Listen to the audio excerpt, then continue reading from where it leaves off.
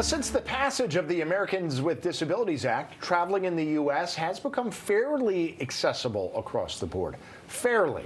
When it comes to air travel, though, I don't think things are changing quickly enough to make travel easy as it should be for passengers with disabilities. They say they face obstacles at nearly every step of the air travel experience. And talking to me and talking to all of you right now, sorry, I'm having some trouble speaking today. I have a man who has no trouble speaking, Dave Stevens, along with Robin Sharp from Easterseals Capital Region in Eastern Connecticut, here to discuss a new nationwide initiative. Thank you both for being here. Glad to have you here. Thanks for having us. And Robin, I'll get to you just in a couple of minutes, but we do want to start with Dave, no stranger to the show. Dave, of course, you travel all around the country, giving motivational speeches, a retired athlete too, which means I'm guessing you fly a lot. Can you tell me some of the problems you've had flying? Yeah, all the time. It's so different at every airport, every place that we go to, because they're not trained, they're not prepared, and the problem with national travel is you don't have that accessibility at every single airport. Bradley's a really good airport, but there are others that fall short, and when you see a guy like me in a wheelchair on a skateboard trying to get on, the airlines don't know how to deal with it. They don't know, do we bring an aisle chair, do we do that? So the experience is bad, and then the handling of what we have, our equipment. 31 wheelchairs are ruined every day. There are over 11,000 incidents every year, and that's millions of dollars, and that's not on the airlines.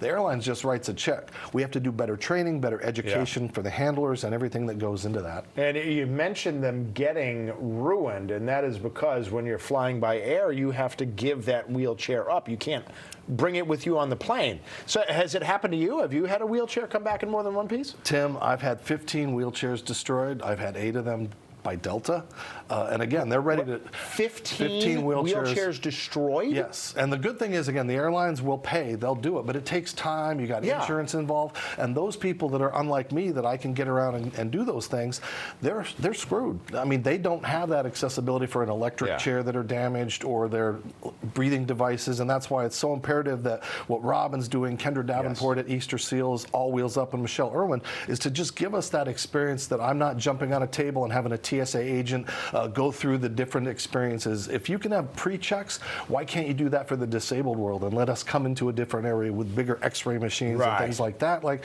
there's answers for that. Pete Buttigieg and other people in Congress are trying to get these done, but the initiative that Robin and Easterseals has taken is we all have money, we all fly, and we need better experiences. And I'm glad we got this video showing how you get down those narrow aisles. That probably answers a lot of people's questions. All right, about the initiative, Robin, please tell us, what are some of the main points here that you're trying to make sure people understand? So as you said, Tim, travel's become pretty accessible, except on airlines. I feel like that's kind of the last frontier of accessibility when it comes to travel. And travel and transportation is such an integral part of people's lives. And Dave's got to travel all the time for work, as do other people with disabilities. Right. And not just for work, but also keeping families together, experiencing all the different places in this country and even in Europe. And international travel, is even more difficult. I can imagine. So we feel like, 2026 is the 40th anniversary of the Air Carrier Act. It's a perfect time for airlines to make that commitment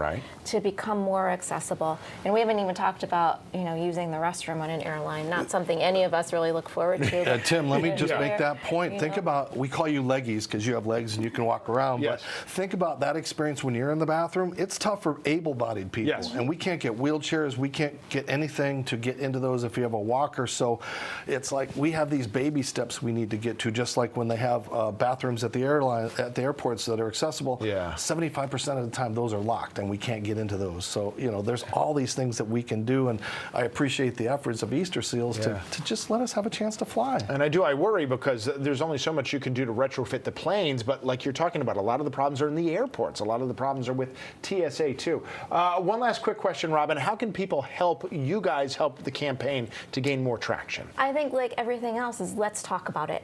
Right? Thank you for having us on, for calling attention to this. Talk to our legislators.